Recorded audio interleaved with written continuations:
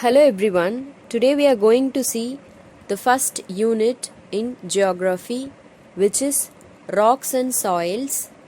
We have already seen about the following topics like rock cycle, uses of rocks, soil and its formation, soil composition, soil profile, and layers of soil in part 2. Synopsis of the lesson. In this session, we are going to see the following topics. The first one is classification of soils. Under this, we have alluvial soil, black soil, red soil, laterite soil, mountain soil, and desert soil. Then we have soil erosion, soil conservation, and uses of soils. First, we are going to learn about classification of soils. Soils are classified on the basis of their formation, color, physical and chemical properties. Based on these, soil is classified into 6 major types. They are alluvial soil, black soil, red soil, laterite soil, mountain soil, and desert soil. First, let's see about alluvial soil. Here we can see the picture of alluvial soil. These soils are found in the regions of river valleys, floodplains, and coastal regions. These are formed by the deposition of silt by the running water. It is the most productive of all soils. So here this soils means alluvial soils. So alluvial soils are found in the regions of river valleys, floodplains and coastal regions. These are formed by the deposition. Deposition means removal of silt. So what is meant by silt? Silt means fine sand, clay or other material carried by running water. It is the most productive of all soils. So, let's see the areas where it is present. Punjab, Haryana, Uttar Pradesh, Bihar, West Bengal, Assam, parts of Orissa, delta regions of South India. It is suitable for the cultivation of sugarcane, jute. Here it refers to alluvial soil. So alluvial soil is suitable for the cultivation of sugarcane, jute. Here we can see the picture of sugarcane and jute, rice, wheat and other food crops. Here we can see the pictures of rice and wheat. Next, let's see about black soil. Here we can see the picture of black soil. These soils are formed by weathering of igneous rocks. So, black soils are formed by weathering. Weathering means breaking down of igneous rocks. Black soil is clayey in nature. Clayey means containing a lot of clay. It is retentive of moisture. Here, retentive means having the power, capacity or quality of retaining water. Moisture means wet. So let's see the areas where the black soils are present. Maharashtra, Madhya Pradesh, Andhra Pradesh, Karnataka, Tamil Nadu and Rajasthan. It is ideal for growing cotton. So here ideal means best. So black soil is best for growing cotton. Here we can see the picture of cotton. Next, we are going to learn about red soil. Here we can see the picture of red soil. These soils are formed by weathering of metamorphic rocks and crystalline rocks. So, red soils are formed by weathering. Weathering means breaking down of metamorphic rocks and crystalline rocks. So, what is meant by crystalline rock? Any rock composed entirely of crystallized minerals without glassy matter. The presence of iron oxide makes this soil brown to red in color. It is usually found in semi-arid regions. What is meant by semi-arid region? It has little rain but is not completely dry. That is semi-arid region. So it is not a fertile soil. Now let's see the areas where red soils are present. Tamil Nadu, Karnataka, Madhya Pradesh, Maharashtra, West Bengal, Eastern Rajasthan.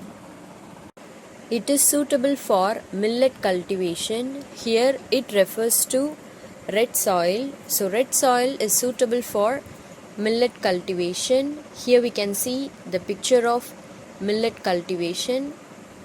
Next, we are going to learn about laterite soil. So here we can see the picture of laterite soil. These are the typical soils of tropical regions. So laterite soils are the typical soils of tropical regions. These soils are found in the regions which experienced alternate wet and dry condition. As these soils are formed by the process of leaching, it is infertile. Here, what is meant by leaching?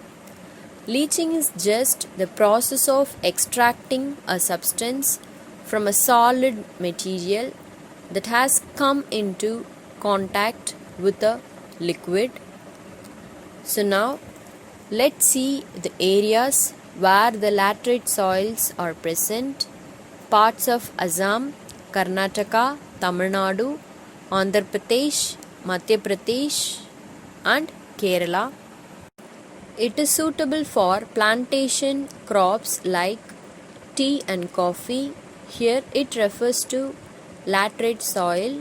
So laterite soil is suitable for plantation crops like tea and coffee. Here we can see the picture of tea and coffee. Now let's see about mountain soil.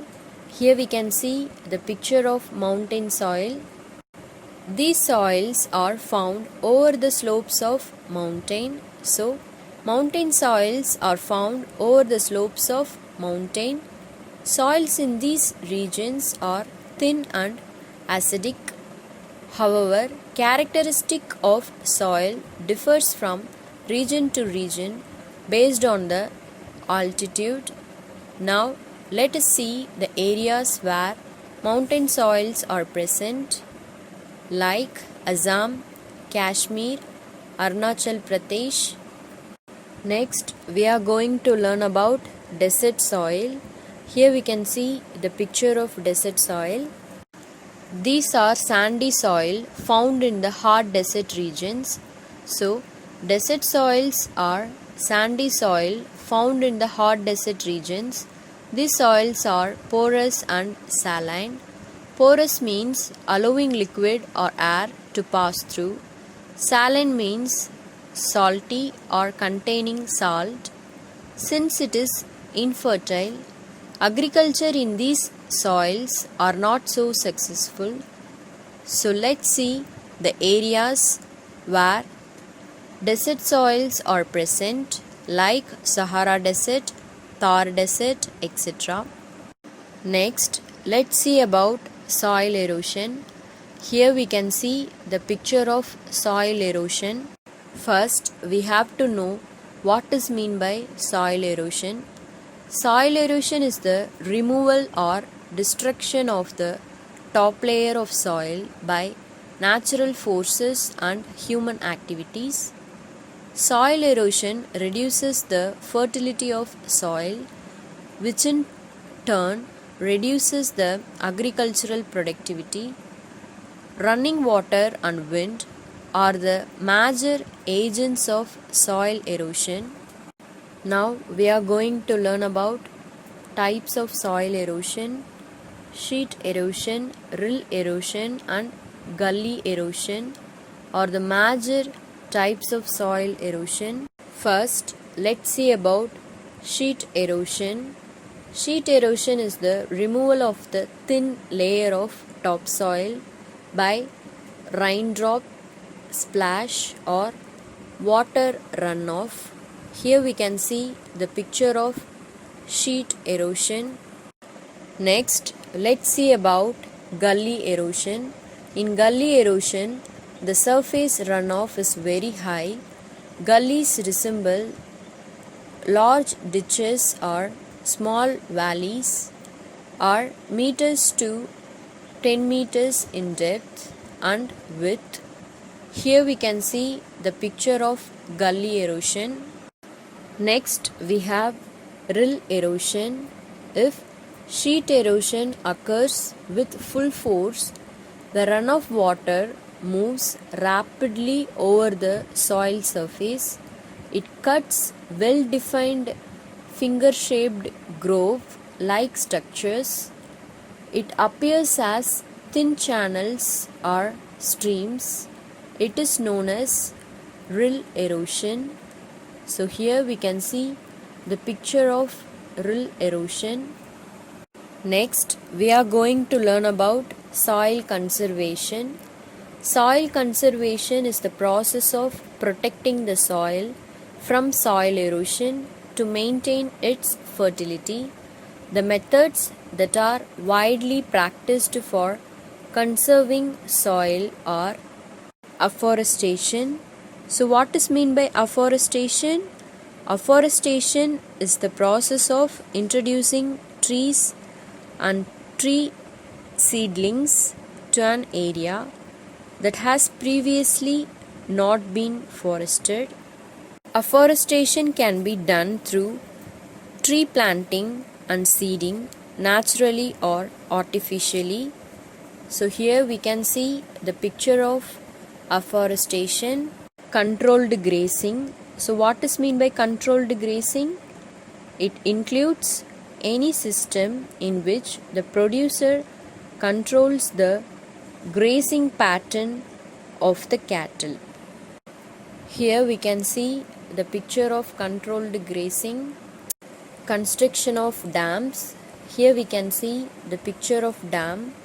Crop rotation is the practice of planting different crops sequentially on the same plot of land to improve soil health, optimize nutrition in the soil. Here we can see the picture of crop rotation. Strip farming is the growing of crops in narrow, systematic strips or bands to reduce soil erosion from wind and water and otherwise improve agricultural production. Here we can see the picture of strip farming.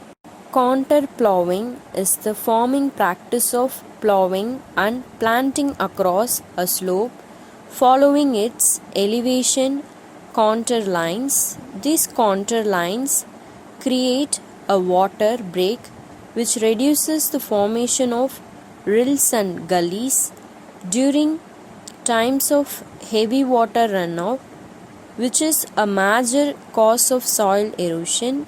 The water break also allows more time for the water to settle into the soil. So here we can see the picture of contour ploughing. Terrace farming is a method of growing crops on sides of hills or mountains by planting on graduated terraces built into the slopes. Here we can see the picture of terrace farming. A windbreak is a planting usually made of one or more rows of trees or shrubs planted in such a manner as to provide shelter from the wind and to protect soil from erosion. Here we can see the picture of windbreak. How long does it take to form soil? The time needed to form a soil depends on the climate. The environments which is characterized by mild climate takes 200 to 400 years to form 1 centimeter of soil, and in wet tropical area, soil formation is faster and takes up to 200 years. To become a well matured soil, it takes about 3000 years. Finally, we are going to learn about uses of soils. Soil is one of the important natural resource. It is a basic requirement for plant growth and supports various life forms on the earth. The minerals present in the soil enhance and nourishes, which means promotes the crops and plants. It is used in making of ceramics or pottery. It is a source of material for construction and handicraft works. It acts as natural filter of water and purifies it. Soil supports ecosystems and play an important role in land management. So, rocks and soils are the most important renewable natural resources. Both of them play an important role in everyday life of human beings as well as economic development. Nowadays, rock-based companies are in increase, which provide employment to a sizable population. Soils attract human settlement and other economic activities. As India is an agricultural country, the proper management of soil resource will lead to sustainable food production besides its use for various other purposes. So, the soil resources must be conserved. Here, sustainable means supportable. So, the proper management of soil resource will lead to supportable food protection besides its use for various other purposes. I have enclosed the classwork instructions in the PDF. Kindly refer it. So now we have reached the end of this session. Thank you.